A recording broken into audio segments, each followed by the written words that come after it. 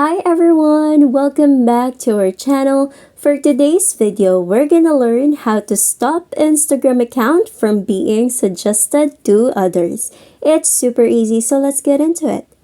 Now, the first thing that we need to keep in mind is that you need to sign in your Instagram account to the browser, not the app. So we need to go to the Chrome, open it, search for instagram.com and sign in your account. So I am already signed in, and click on the profile icon located at the bottom right corner of the screen. Tap on that.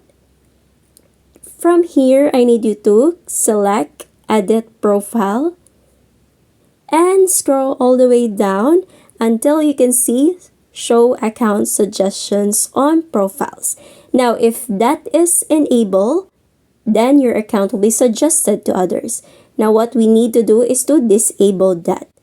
And you just need to confirm by clicking submit. And that's all. That's how you stop your Instagram account from being suggested to others. And if you find this video helpful, don't forget to click like, subscribe, and click that notification bell for more videos like this. Thanks for watching!